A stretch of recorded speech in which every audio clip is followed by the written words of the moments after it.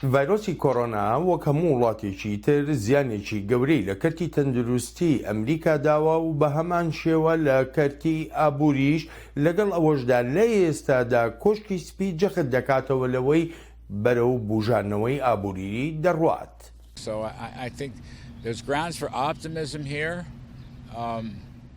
جا پێم وایە زەمینە بۆ گەشتبینی هەیە. لێرەدا هیوا و نزاکردنیش ڕۆڵی خۆیان هەیە. بەڕاستی لەسەر وەختێکی ناهەمواردا بووین، سەختی و نەخۆشیەکی زۆرمان هەبوو، بەڵام پێم وایە بڕیارەکانمان بڕیارەکانی سەرۆک، ڕابەرایەتیەکەی جێگری سەرۆک، تیمی پسپۆڕانی تەندروستیمان کارێکی گەورە دەکەن لە بنیادنانی ژێرخانی تاقیکردنەوەکان و چارەسەرکردن و دۆزینەوەی ڤاکسینەکەدا. بەڕاستی شتێکی سەرنجڕاکێشە لە ماوەی 2 مانگدا ئەم هەموو شتە گەورەیە بکرێت. هەرەمەشە وەهای کردووە بڕۆین بەرەو ئەوەی ئابووریمان سەر لە نوێ بکەینەوە. بەر لەم پەتایە ئابووریمان زۆر باش بوو، هەر بۆیە هیچ هۆکارێک نابینم کە بڵێم ئابووریمان ناچێتەوە هەمان ئاستی ئەو باشیەی پێشتری.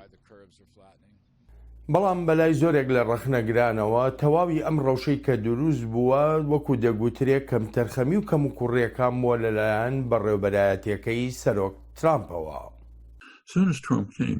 هەرکە ترامپ چووە کۆشکی سپی یەکەم هەنگاوی بۆ هەڵوەشاندنەوەی تەواوی دامەزراوەکانی بەرەنگاربوونەوەی نەخۆشیەکان بوو. سەرەتاش بە بڕینی دارایی دەستی پێکرد لە نێوەندی کۆنتڕۆڵکردنی نەخۆشیەکان، ئەو نێوەندەی کار لەسەرم جۆرە نەخۆشیانە دەکات. هەروەها ئەو بەرنامانەی هەڵوەشاندەوە کە کاریان لەگەڵ زاناکانی چینیدا دەکرد بۆ دۆزینەوەی ئەم جۆرە ڤایرۆسانە. جا ئەمریکا بۆ خۆی ئامادەی نەبوو بۆ ئەم جۆرە پەتایە. خۆشهاتنەوە بۆ چاوی واشنگتن. بەرنامەی ئەمڕۆی چاوی واشنگتن تەرخان دەکەین بۆ باسکردن لە دۆسەی کۆرۆنا و سیاست لە ئەمریکادا. بۆ ئەم مەبەستەش میوانداری دکتۆر کرمانج گوندی، مامۆستای زانکۆی تەنەسی ستەیت دەکەین لە ئەمریکا.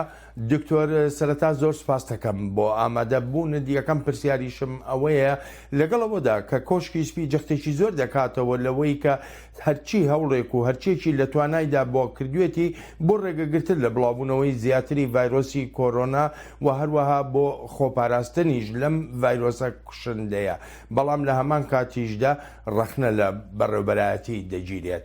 بەڕای جەنابەدە و ڕەخنانە لە جێی خۆیدان. سەرەتا سپاس کاکە بەڵێن. سپاس دەکەم. ڕەخنەکان کە لە حکوومەتی ترەمپ دەگیرێتن لەسەر ئەوەی کە وەکو پێویستەوە هەنگاوی هەڵنەهێناوە لەوەی کە میلەت ئاگادار بکاتەوە لە مەترسی دژوار و ترسناکی کۆرۆنا، بە هەمان شێوەش هیچ استراتیژیەتێکی پێویست کە بتوانێتن ڕوبەڕووی ئەو قەیرانە تەندروستیە ئابووریە کۆمەڵایەتە ببێتەوە نەیبووە. ترامپ هەمیشە وا خۆی نیشان دەداتن کە لە هەر کارێک باشترین شێوە، باشترین جۆری ئامێر بەکاردێنیتن، باشترین جۆری چارە بەکاردێنیتن بۆ ئەوەی میلەتی ئەمریکای لەو قەیرانە ڕزگار بکاتن. بەڵام لە حەقیقەت پێچەوانەکەی دروسترە، چونکە ئەو مرۆڤە وەک ئاماژەم پێکرد هێشتا هیچ پلانێکی ڕۆژانەی نییە بۆ ئەوەی ڕوبەڕووی ئەو قەیرانە ببیتەوە. پاشان ئەگە لە بیرمان بی وەختە کۆڤید-19 گەیشتە ئەمریکایە، ترامپ هاتە دەرێ بە خەڵکی ئەمریکای گوت هیچ خەم مەخۆن، هەموو شتێک لەژێر کۆنترۆلە، هەتا 2 هەفتەی دیکە ئێمە تەواو کۆنترۆل لەسەر وەزع دەکەین. ئەوە تا ئێستا کە لە ئەمریکای نێزیکەی 100,000 کەس مردیە، نێزیکەی 1700 کەس تووشی ملیۆنێک و 700,000 کەس تووشی ئەو قەیرانە بوو. باشە دکتۆر، ئەگەر یارمەتیم بێ، ینی بەڕێوەبەرایەتی لێرە لە ئەمریکا دەیتوانی چی زیاتر بکە لەوەی کە کردوێتە تا ئێستا؟ لانی کەم دەیتوانی ڕاستگۆتر بایە، وەک لە وڵاتانەی کە لە ئاستی جیهانێ هاتوونەتە دەرەوە لەگەڵ میلەتیان ڕۆژانە قسەیان کردووە، بەردەوام میلەتیان ئاگادار کردوتەوە لەو پلانەی کە هەیەە، ئەو وای نەکردیە. ئەو هەتا ئێستا دوێن هەفتەی ڕابردوو دەڵێتن ئەگەر لەو تویتەی 2 ڕۆژی پێش دەڵێتن ئەگەر وایە ڕەخنە لە من دەگیرێ ئەمن کارێکی خراپم کردیە ئەگەر باشترین کارم ئەنجام نەدابایە ئێستا 1.5-2 ملیۆن خەڵک لە ئەمریکا مردبوون ئەتۆ تەماشای زەهنیەتی سایکۆلۆژی ئەو مرۆڤە بکە لە وەختێک نێزیک 100,000 کەس 100,000 ژیان لە ئەمریکای مەحو بووتەوە ئەو دێ دەڵێ خۆ ئەو قسەیەوی ناڕاستە و خۆ ئەوەیە کە 100,000 چییە؟ ئەمن ئەگەر وەکو پێویستەوە ڕەفتارم نەکرد بایە و پلانی من نەبایە ئەوە 1.5-2 ملیۆن خەڵک هەتا ئێستا لە ئەمریکایە مردبوو ئەوە ئەو جۆرە مرۆڤەیە. بەڵام ئەوەی کە جەنابەت ئاماژەی پێدەکەی دەڵێ بەڕێبەرایەتی دەبواە ڕاستگۆتر بواە ڕاستگۆیی بەرامبەر بەو هەوڵە تەندروستیانەی کە دراون یعنی چ بەرابەریەک هەیە تایدا هەوڵەکان ئێجگار زۆرن دابینکردنی بیمەی تەندروستی بۆ زۆرێک لە هاوڵاتیانی ئەمریکایی بە مەبەستی پاراستنیان تاقیکردنەوەکان بۆ زانین و نەزانینی ئەوەی کێ کۆڕۆنای هەیە و کێ کۆڕۆنای نییە ئەمانە بەڕای جەنابەت نەبوونەتە بەشێک لەوەی کە زیانە گیانیەکانی کۆڕۆنا لە ئەمریکادا کەم بکاتەوە؟ کاکە بڵێن بە پێچەوانە ئەمریکا وەکو وڵاتانی دیکە وەکو کەنەدا وەکو وڵاتانی ئەوروپایە پشکنینی ڕۆژانەی نییە لەسەر ئاستی مەملەکەت لەسەر تاسەری مەملەکەت ویلایەتەکانە لە ویلایەتەکانیش قەزایەکانە بە جۆرێکی بەو جۆرەی کە لەو ئیمکانیەتەی کە ئەمریکا هەیەی وەکو پێویستەوە سەرنجی ماڵی سەرنجی پرۆفێشناڵی نەدرایتە ئەو قەیرانە کە خەڵک هەست بە ئاسوودەیی بکاتن پاشانەوە تا دەبینی لە هەفتەی ڕابردووەوە قسە دەکاتن دەڵێ ئێمە ڤاکسین عیلازمان هەبیتن بۆ ئەو ڤایرۆسە یان نەبیتن ئەمریکا دەگەڕێتەوە سەرکار ئەوە دیسان بەڵگەیەکی دیکەیە کە مەرگی خەڵک لەلای ئەو زەلامە هیچ نییە ئاخر ئەتۆ چۆن بازاڕی ئەمریکا دەکەیتەوە شوێنە گشتیەکان دەکەیتەوە وەکو دانیشگایە وەکو نەخۆشخانەیە وەکو ئەو جێگەیانەی کە خەڵک تێدا کۆ دەبیتەوە بەبێ ئەوەی ئەتۆ چارەیەکی بنەڕەتی بۆ ئەم بینی بخەیتە پێشاوی ئەو میلەت لەوەش ناخۆشتر کاکە بڵێن ئەو مرۆڤە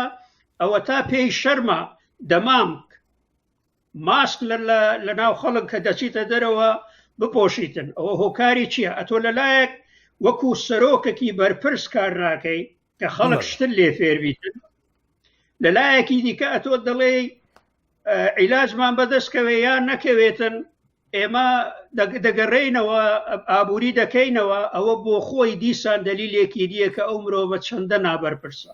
بەڵام مەسلەی کردنەوەی ئابوووریەکە لە ئەمریکادا ینی هاوشێوەی وڵاتانی جیهان زۆرێک لە وڵاتانی جیهان دەستیان کردووە بەو کرانەوە ئابووریە هەندێک لە ستانەکان لە ناو ئەمریکادا بۆ خۆیان بڕیارەدەن لەسەر ئەوەی کە ئایا ئابووری و ستانەکانیان بکەنەوە یان نا وای یان نا دکتۆر؟ دروستە 50 ویلایەتە لە ئەمریکایە 50 ستانە هەرستانە و ئیتر سربەخۆیی خۆی هەیە بەڵام دیسانیش قەیرانەکە قەیرانێکی گشتگیرە قەیرانەکە بەتەنێ بە ستانەکان چارە ناکرێتن هەر لەبەر هەندێش بوو کۆنگرێسی ئەمریکای هاتە دەرێ 8 تریلیۆن دۆلاری لەبۆ ئەو بابەتە تەرخان کردیە ئەم پێم وایە ئەگە ترەمپ وەکو پێویست حتا لەگە حیزبەکەی خۆی لەگە کۆنگرێسی دیموکراتەکان کاری بکردوایە پێم وایە دەکرا زیاتر لانی کەم ئاسوودەیەک ڕاحەتیەک بداتە میلەتی ئەمریکای لەوەی کە سەرۆکێکی بەرپرس لە سەرای سپی کار لە بۆ ئەوار دەکاتن ئەوە تا دەیبینیەوە تا لە گۆڵف دەکاتن بەبێ ئەوەی دەمامکی بەستوێتن دوێنێ لە بۆ ڕێزدانان لە بۆ شەهیدانی ئامریکای چۆتە سەر ئەوەی کە مەزاری نیشتیمانی بڵێ گوڵ لەسەر قەبری سەربازی وەندابنێتن دیتت نەخۆی نەجێگرەکەی دەمامکی نەپێچایە ئەوە بۆ خۆی دەلیلە کە ئەو کابرایە بەلایەوە ئەو قەیرانە گرنگ ئەو قەیرانە دژوار و مەترسیدارە کە هەتا ئێستا 100,000 کەسی کوشتیە بەلای ئەو شتێک نییە کە هەندە جێسەرج بیتن وا خەمخۆرانە ڕەفتار بکاتن کە ئەمریکاش وەکو سەرۆکی خۆیان شتێکی لێ فێر ببن وەک ئاماژە. باشە دکتۆرەگەر یارمەتیم بدەیت قەیرانی کۆرۆناژ بەشداریەکی زۆر بەرچاویە لە دابەشبوونی کۆمەڵگەی ئەمریکاییدا بەسەر سیاسەتەکانە لەم وڵاتەدا. ئەگەر قەیرانی کۆرۆنا هاوهەڵوێستی لە ئەمریکادا دروست نەکردبێ چ شتێک دروستیەکا بەڕای تۆ؟ سەرنجەکەت زۆر بەجێ کاکە بڵێن، بەڵامە تۆ تەماشاش بکە بە شێوەکی گشتی ئەمریکا لە خەتی میدیا لە خەتی حیزبایەتی دابەش بووە بە جۆرێک پرێزیدنت ترامپ سەلماندیتی بەردەوام بە تیکرار ڕەفتاری خۆی نیشاندایە کە مرۆڤێکە زیاتر لە خەتی دابەشبوونی کۆمەڵگەی ئەمریکایەدا هەنگاوی هەڵێنایە هەتا ئەوەی کە هەوڵ بداتن کۆمەڵگەی ئەمریکای وەک یەک کۆمەلگا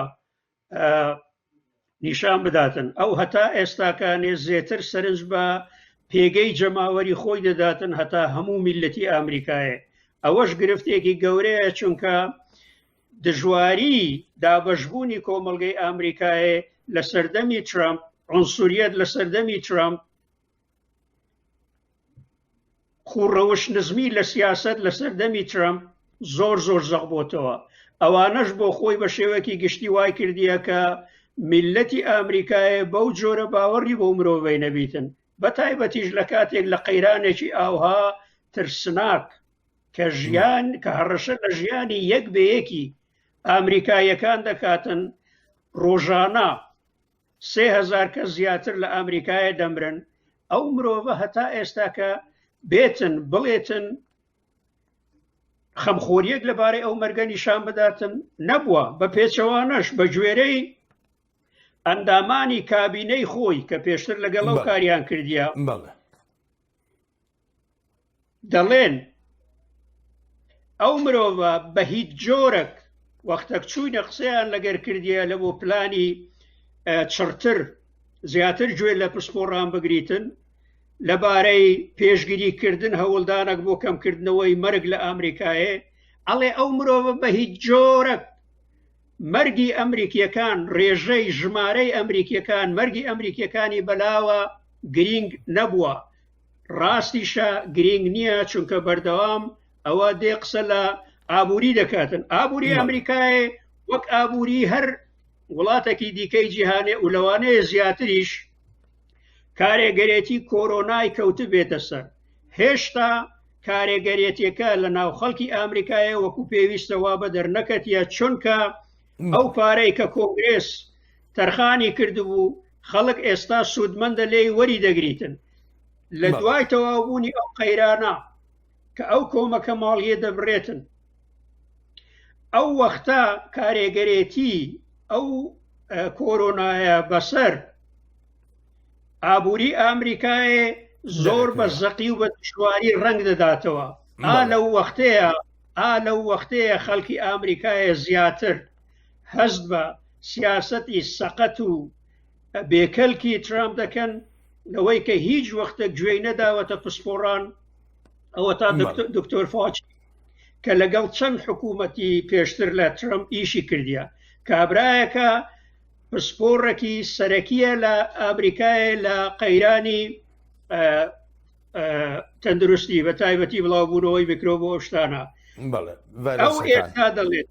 ئەو ئێستا دەڵێتن ترامپ چارەیەکی پێنیە و ئەگەر ئەویش پێداگری بکاتن لەسەر ئەوەی ئەمریکا بگەڕێتەوە بازار بکرێتەوە، ئەڵێ مەرگێکی زۆر زیاتر و ناپێویست لە وەختێک پێش لەو مەرگە بگیرێتن. ئەو مەرگە زیاتر دەبێتن ئەگەر ترامپ پێ لەسەر ئەوە دابگریتن کە دەبێتن ئابووری ئەمریکایە بکەوێتەوە گەڕ بەبێ ئەوەی عیلاجێکی ڕیشەیی لە بۆ ئەو نەخۆشیە پەیدا کردبێت. ڤایرۆسە دروست بوو بێ. دکتۆر من دەگەڕێمەوە بۆلات لەگەڵ هەموو ئەمانەشدا کە ئاماژەمان پێکردن هێشتا پشتیوانی بۆ سیاسەتەکانی سەرۆک ترامپ و سیاسەتەکانی بەڕێوەبەرایەتی لە بەرەنگاربوونەوەی ڤایرۆسی کۆڕۆنادا لە ئەمریکادا هەر هەیە. ڕەخنەگران لە سیاسەتەکانی سەرۆک ترامپ هەموو کەم و کوڕی و کەپتەرخەمیەکانی بەڕێوەبەرایەتی دەبەستنەوە بە دۆسەی هەڵبژاردنەوە کە بڕیارە لە مانگی 11 داهاتوودا هەڵبژاردن بۆ سەرۆکایەتی ئەمریکا بکرێت. ئەمریکا لە ڕەوشێکی ناهەمواردایە بە کورتی بیڵێن بەڕێبرایەتی گوێن ناگرێت. دەستگا هەواڵگریەکان لە مانگی 1 و 2دا راپۆرتیان دەباران بەسەر کۆشکی سپیدا و دەیانگوت پەتایەکی ترسناک دێت و پێویستە شتێک بکەین، بەڵام کەس گوێ نەکرد. ترامپ لە تەلەڤیزیۆندا هەر سەیری ئەو راپۆرتانەی دەکرد تا بزانێت ئاستی پەسەندکردنی کارەکانی چەندن، یان سەیری راپۆرتە داراییەکانی دەکرد کە پێی وایە بۆ سەر لە نوێ هەڵبژاردنەوەی گرنگن. بەڕێز چۆمسکی نەک تەنها ئەوەندە بەڵکو دەشڵێت بەلای بەڕێوەبەرایەتیەوە هیچ شتێک گرنگی نەماوە تەنها دۆسەی هەڵبژاردن نەبێت. ڕێبرایەتیەکی یەکگرتو نییە. سەرۆکایەتی و کۆشکی سپی بەدەست کەسێکەوەیە نەخۆشی خۆ بە مەزنجانی گرتوویەتی. هەر دەسەڵاتی خۆی بەلاوە گرنگە، هەڵبژاردننی بەلاوە گرنگە، نە ئەمریکا و نە جیهانێشی بەلاوە گرنگ نییە، گەڕە لاوەژیە.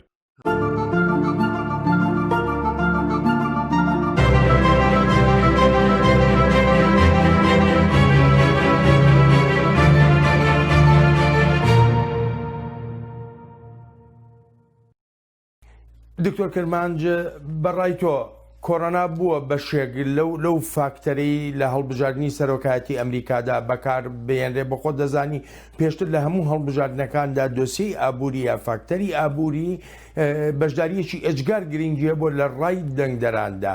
بۆ ئەم جارە کۆڕۆنا پێش ئابووری دەکەوێ یا بە پێچەوانەوە؟ کۆڕۆنا کارێگەرێتیەکی ئێکجار دژوار و نێگەتیوی هەیە بەداخەوە لەسەر هەموو لایەنەکانی سیمای خەڵکی ئامریکایە، بەلایەنی سیاسیشەوە، بەلایەنی ئابووریشەوە، بەلایەنی کۆمەڵایەتیشەوە کارێگەرێتی خۆی هەبووە. ئەوەی کە ئاماژەت پێکرد پێم وایە خاڵێکی زۆر گرنگ بوو کە کۆرۆنا بۆتە بەشێک لە یاری سیاست لەوەی کە ترامپ بەکاری دێنێ. ترامپ هەمیشە هەوڵیدایە کاکە بڵێن هەر شتێک نێگەتیڤی لە سیاست بەکاری بێنێ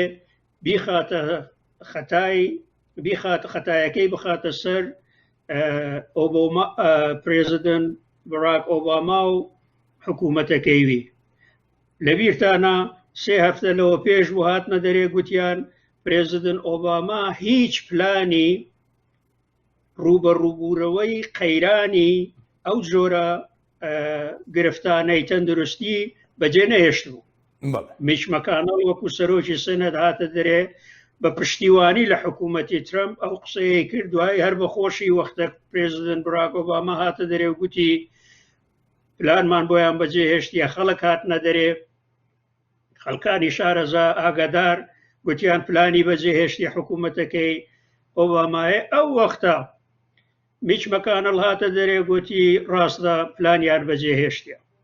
ئەوانە هەموو شتێک بیانەوێ بەکاری بێنن بۆ ئەوەی بە جۆرێک ئەگەر حتا بچووکیش بیتن بتوانن خەتایەکە بخەنە حکوومەتی پێشخۆیان لەوە درێغیان نەکردیە. منتەها ئەوەی خەڵک ئێستا کە ڕەخنەگرانی ئامریکایە کە ئاماژەت پێکرد قسەی لەسەر دەکەن، ئەتۆ ئێستا سەرۆکی بەرپرسێتیەکە لەسەر شانی تۆیە، ئەتۆ وەختە گوێ نادەیە پسپۆڕانی ئامریکایە کە تەوسیەت پێ دەکەن ئاوها بکە ئاوها بکە مەرگ لە ناو خەڵکی ئامریکایە کەمتر دەبێتەوە، هۆشیارانەتر ڕەفتار بکە، پلانی لە بۆ دادەنێن گوێیان لێ ناگریتن. لەو حاڵەتە پێی دەڵێن ئەتۆ ئەوە ڕەفتاری تۆیە. ئێستا کە وەختێک بەرپرسی لە بەرامبەر ئەو قەیرانەی دروست بووە، بۆچی دەبێ هەر شتێک نێگەتیڤ لە حکوومەتیتی ڕوو بداتن دەبێ خەتایەکە خەتای ئۆبامای بوو بیت. باشە دکتۆرەگەری یارمەتیم بدەی با وا دابنین ئەمە تەنها گریمانەیە و هیچی تر وا دابنین دیموکراتەکان هەڵبژاردننی مانگی یازدەی ئەم ساڵیان بردەوە دەتوانن چی زیاتر بکەن لەوەی کە بەڕێبەرایەتی سەرۆک ترامپ نەیکردووە. لەوە لێرە قسەکە ئەوە نیە ئەوانە دەتوانن زیاتر بکەن چ شتێک زیاتر بکەن کە ترامپ نەیکردیە چونکە ئەوانە ئەگەر گریمان و احتیمالی زۆرە دیموکراتەکان دەربچن ئەگەر ئەوان دەربچن بەردەوام ئەوەی کە کراوە من پێم وایە زیاتر لەسەری چڕ دەبنەوە بۆ ئەوەی درێژە بە دانانی پلانی استراتیژی بکەن کە میلەتی ئامریکای لەو قەیرانە کەمتر زەرەر بینیتن و زووتریش لێ ڕزگاری ببیتن. من پێم وایە ئەوەی ئەوان دەیکەن دیموکراتەکان دەیکەن و ترامپ نەیکردیا دیموکراتەکان زیاتر سەرنج بە دید و ئایدیا و پسپۆڕێتی شارەزایان لەو بارە دەدەن و لێ دەگەڕێن ئەوان ڕێبەرایەتی وەدۆزینی چارە بکەن بە جێگەی ئەوەی هەموو شتەخە باوێنە قالبی سیاسەت و ئابووری. قسەیەک هەیە لە ئەمریکا دەڵێ هیچ سەرۆکێک ئەگەر لە شەردا بوو بێ وڵاتەکە گەر ئەمریکا لە شەردا بوو بێ هەڵبژاردننی نەدۆڕاندووە. ئێستش سەرۆک ترامپ خۆی وادادەنێ کە یەکێکە لە سەرکردەکانی شەڕ بەتایبەتی لە بەرەنگاربوونەوەی کۆڕۆنادا وەکو بەرەیەکی جەنگ تەماشای دەکا. ئەمە دەبێتە فاکتەر بۆ ئەوەی کە سەرۆک ترامپ 4 ساڵی تر بەدەست بێنێتەوە لە هەڵبژاردنە؟ خدا نەکا پێشم وایە من پێشم وایە خەڵک هۆشیارترە خەڵکی ئامریکایە هۆشیارترە لەوەی کە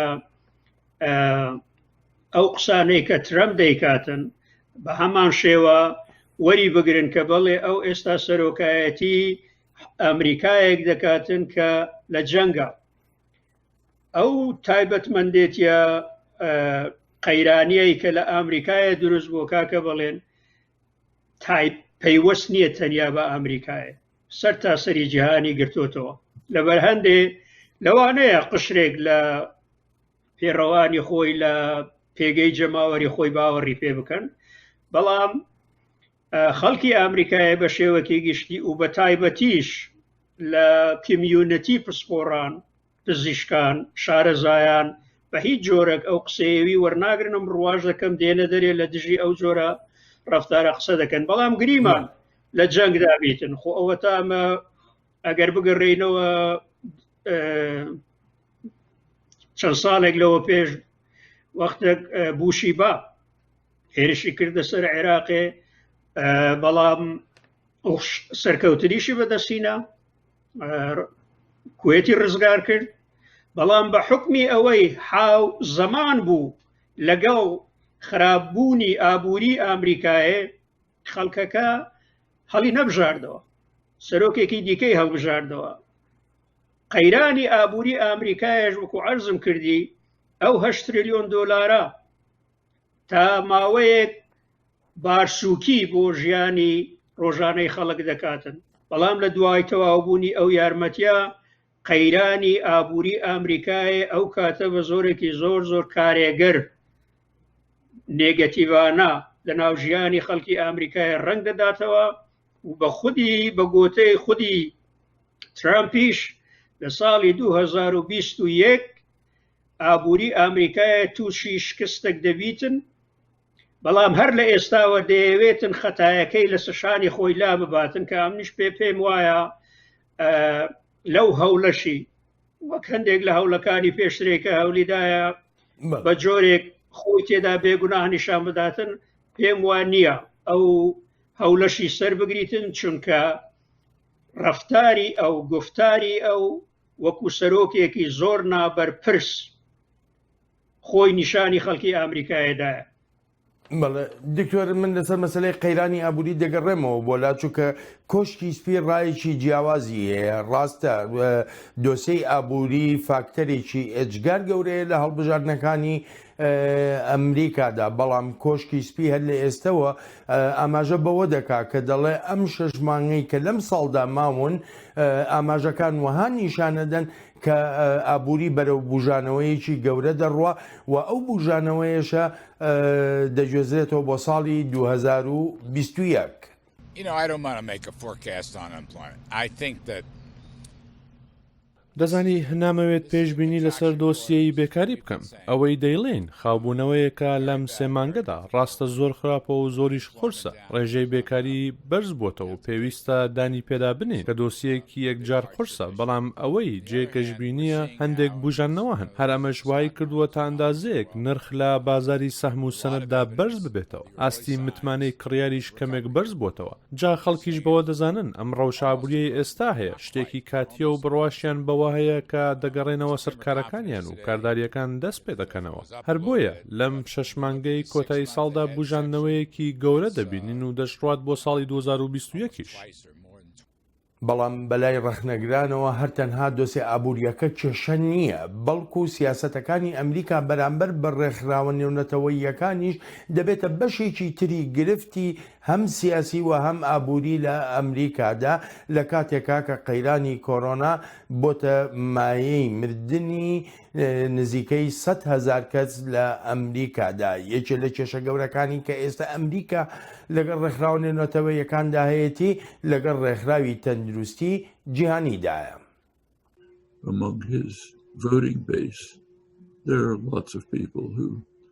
لە نێو دەنگدەرانی لایەنگری ترامپدا خەڵکێکی زۆر هەن حەزیان لە ڕێکخراوە نێونەتەوەیەکان نییە. ئەوانە لەو بڕواایەدان ئێمە لە پلەی یەکداین و لە سەرو هەموو شتێکەوەین و پێویستە هەر بە قسەی خۆمان بکەین و فۆی لە هیچ کەسێک نەگری، لەبەرەوەی بەلای ترامپەوە باشە کە گوێ لە هەندێک لەو دەنگانە بگرێت، تەنانەت ئەگەر بگاتە هەڵوەشانەوەی ڕێکخراوەی تەندروستی جیهانی. ئەم ڕێکخراوە لە جیهاندا خزمەتگوزاری هەیە. لە ئەفریقا پشتێکی زۆریان پێبەستووە بۆ خۆپاراستن لە زۆر نەخۆشی، بە تایبەتی لە ئێستادا بەهۆی ئەم ڤایرۆسەوە.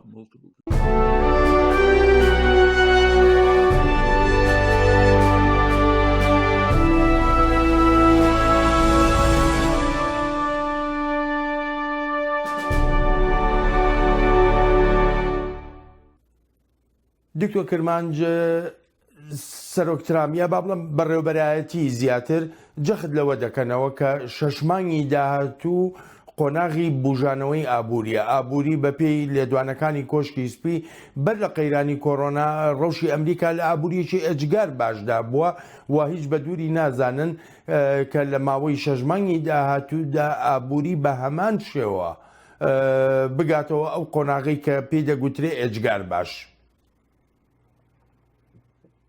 کاکە بڵێن ئەوە قسەیەکە تەنیا حکوومەتی ترامپ و ئەوانەی سوودمەندن لەو لە سیاسەتی ئەو مرۆڤ ئەو قسانە دەکەن.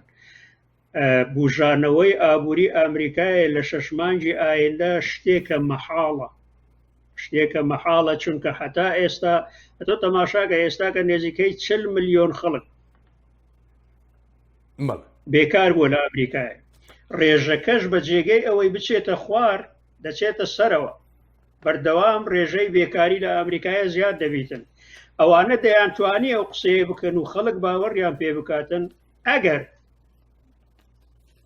ڕێژەی بێکاری لە ئەمریکایە کەم کراباوە. بەڵام ئەگەر یارمەتی می کاتێک کە باز لە ڕێژەی بێکاری دەکەین لە ئێستا داوەکو جەنابیش داماژە و پێکرد نزیکەی 40 ملیۆن کەس بەهۆی قەیرانی کۆڕۆناوە بێکار بوون، نەک بەهۆی ئەوەی بڵێ کە وڵاتەکە کێشەی ئابووری هەیە. قسەکەی جەنابەت دروستە، بەڵام کارێگەرێتی کۆڕۆنایەکە لەسەر چییە؟ لەسەر شێواندنی شیرازەی ئابووری ئەمریکایەیە. ئەوانەش ترامپ و حکوومەتەکەی دێن لەسەر وەزعی ئابووری ئەمریکایە قسە دەکەن کە لە 6 مانگی ئایندا بە جۆرێک بژانەوە بەخۆ دەگرێتن.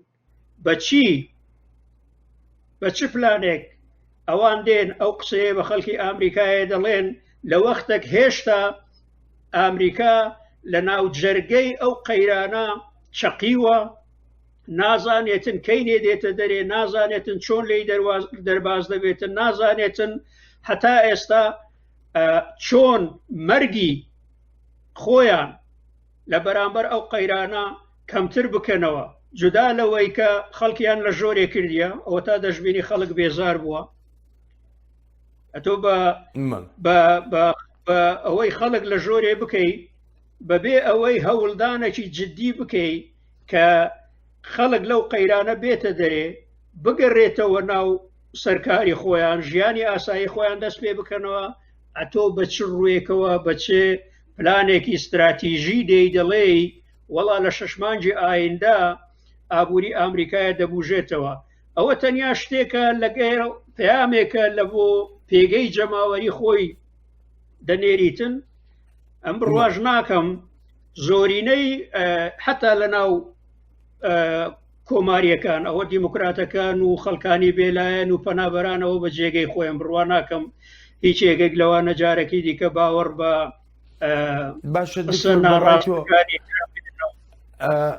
کە سوکاری قوربانیانی ئەم ڤایرۆسی کۆرۆنایە، ینی بەڕای تۆ دێن هەموو لۆمەکە لەسەر بەڕێوەبەرایەتی دادەنێن و لە ڕۆژی هەڵبژاردن لە کاتی دەنگداندا دەنگ نادەن بە سەرۆک ترامپ جارێکی تر؟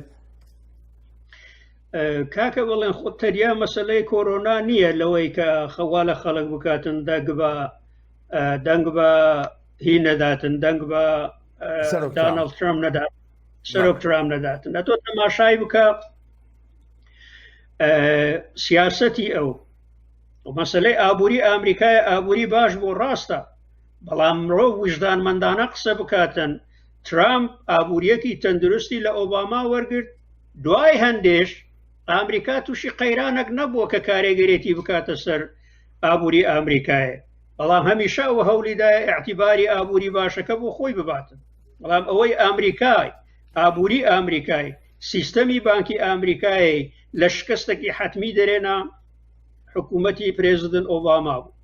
ینی جەناب بەمانایکی تر بەمانایکی کە ئەوم پێ دەڵێ بۆ نمونە نزمبوونەوەی ڕێژەی بێکاری لە ئەمریکادا وەکو تەنانەت دیموکراتەکان بۆ خۆشیان دانیان بەوەدا دەنا کە لە 50 ساڵی ڕابردوودا بەر لە قەیرانی کۆرۆنا ڕێژەی بێکاری ئەوەندە نزم نەبووە. ئەمەشە دەگەڕێنیتەوە بۆ بەڕێوەبەراتی پێشووی سەرۆک ئۆباما یا بەڕێوەبەرایەتیەکانی پێشوو، بۆچی ئەمە ئەو هەوڵە ڕژدەی سەرۆک ترامپ نەبێ؟ پێدا من ناڵێم هەمووی هۆکاری سیاسەتی حەکیمانەی پرێزیدنت ئۆباما بووە لەباری ئابووری، بەڵام وەک عەرزم کردی ئەو زەلامە ئابووریەکی زۆر تەندروستی لە پرێزیدنت ئۆباما وەرگرت، پاشی هەینێش تووشی هیچ قەیرانێکی نێوخۆیی جیهانی نەبووتەوە کە کارێگەرێتی بکاتە سەر کارێگەرێتی بەلایەنێکی خراپ بکاتە سەر ئابووری ئەمریکایە. ئەمە ناڵێم هەمووی ئەو بووە، بەڵام ناشکرێتن ئەتۆ هەموو ئێعتیبارەکە بدەیە داناڵد ترامپ. ڕاست دەکات لە 50 ساڵی ئایندا هەرگیز ڕێژەی بێکاری نەهاتۆتە لە 4 لە خوار لە 4 شتێکە حەقیقەتە. ئەو ئێعتیبارە بەشێکی لە بۆ ترامپە، بەڵام تۆ تەماشای سیاسەتی ئەو بکە لەسەر ئاستی جیهانێت، چی ئەعتیبارێکی لە بۆ ئەمریکایە هێشتیتەوە لەسەر ئاستی داخلی درۆ لەلای ئەو کابرایە بۆتە سنەت. ئێستا نیگەرانێکی زۆر هەیە لەسەر ئاستی جیهان، مادەمەکی ئاماژە و با بڵێ مەیدانی جیهانی کرد. نیگەرانێکی زۆر هەیە لەوەی کە چین جێی ئەمریکا بگرێتەوە وەکو زلهێزێک لە ڕۆژهەڵاتە و ئەمریکا بە پلەی دووەم یا بە سێهەم بێت. ئەو نیگەرانیانە بەڕای جەنابە بەرەنجامی سیاسەتەکانی سەرۆک ترامپن یاخۆ ئەمە ئەو دنیای پاش کۆرۆنایە کە دەیبینی؟ نەخێرم پێم وایە ئەو دنیایەیە کە بەهۆی کۆرۆناوە دروست بوو لە بەرامبەر چینێ. چین ئێستا لە حالەتێکی وادایە لە ئابووری سوپەر پاوەرە. بازاڕی جیهانێ لەلایەن چینێەوە بەڕێوە دەچیتن بە تایبەتی لە وڵاتی لە کێشوەری ڕەشی ئافریکایە حتا ئەو سونعەتی بچووک و مامناوەندی لێرانە لەو ئامریکای بەشێکی زۆری لێی نووسرایە لە وڵاتی چین دروستکرایە کوواڵەتیەکەی باشە ئەرزانیشە ئەوە بۆ خۆی دوایی لە سیاسەتیش چین زۆر بەبێ گرفت توانیوێتی پەیوەندی ئابووری لە ڕێگای ئابووریشەوە نفوزی خۆی زیاتر بکاتن لەسەر ئاستی جیهانی ئەو شتە بە ئامریکایە تەحمل ناکرێتن چونکە چۆن لە سەدەی 20 ئامریکا بڕیاریدا لە بۆشی چووە سەر کە سەدەی 20 سەدەی ئامریکایەیە من لە بیرمە لە سەردەمی بوشی باب هەمان شێوە نیو وۆرڵد ئۆردەر کە ئەو هاتە دەرێ و ئاماژەی پێکرد بە هەمان شێوە بەو نیازە بوو سەدەی 21یش سەدەی ئامریکایە بەڵام سەدەی 21 تەحەدیەکان لە بەرامبەر ئامریکایە زۆر چینە هیندوستانە بەرازیلە ئەوانە هەمویان ئەو ڕۆکانێ لە هەڵچووندانە لەسەرباری ئابووری لەسەر ئاستی جیهانێ بەڵام ئەوەی زۆر ترسناکە لە بۆ ئامریکایە وڵاتی چینە چونکە وڵاتی چین پێگەکەی خۆی دامەزراندیە لەسەر ئاستی ئیدارەکردن و سوودبردن لە بازاڕی جیهانێ ئامریکا هەز بۆ مەترسیە دەکاتن ئامریکا هەز بۆ مەترسیە دەکاتن بەڵێ دکتۆر بەڕای تۆ بۆ نمونە بڕینی بەشەدارایی ڕێکخراوی تەندروستی جیهانی ئالەم کاتەدا لەلایەن سەرۆک ترامپەوە هەرچەندە هێشتا نەبووە بە بڕیارێکی تەواوەتی بەڵام سەرۆک بە ڕژدی بیری لێ دەکاتەوە کە ئەو بڕەپارەی ساڵانە تەرخان دەکرێت بۆ ڕێکخراوی تەندروستی جیهانی بیبڕێت ئەمە چەند کاردانەوەی دەبێت لە هەڵبژاردنەکەی ئەم ساڵدا هەڵبژاردننی سەرۆکایەتی مەبەستمە پێم وایە کاکە بەڵێن بە زەرری ئەو تەواو دەبێتن چونکە ئەو لە وەختێک ڕێکخراوی تەندروستی جیهانی تاوانبار دەکاتن بەوەی کە زۆر بەشلی بە تەمبەلی لە ئانی دروستبوون و سەرهەڵدانی ڤایرۆسی کۆرۆنا ڕەفتاری کرد درەنگ جیهانی ئاگدار کردەوە ئەو ڕێکخراوە دەبێت لە وڵاتانی دنیاە ئەگەر شتێک ببێتن ئاگدار بکرێتەوە بۆ ئەوەی ئەو تیمی خۆی بنێریتن و لێکۆڵینەوە لەسەر بکاتن و راپۆرتی تایبەت بەخۆی لەبارەی قەیرانەکە لەبارەی گرفتەکە دروست بکاتن چین لێرانە تاوان خەتایەکی دەکەوێتە سەر بەڵام خودی ترامپ لە وەختێک ڕەخنە لە ڕێکخراوی تەندروستی جیهانی دەگریتن خودی ترامپ کە ئاماژەم پێکرد وەختە کۆڤید-19 گەیشتە ئەمریکای هاتە دەرێ گوتی تا 2 هەفتەی هەموو شتێک کۆتایی پێدەیرێن خەڵک ئەوەشی لەبیرە ئەو مرۆڤە بە جێگەی ئەوەی بێتن لە وەختێک ڕەخنە لە ڕێکخراوی مافەکانی ڕێکخراوی تەندروستی جیهانی دەگرێتن تەندروستی جیهانی دەگرێتن با بۆ خۆی بێتن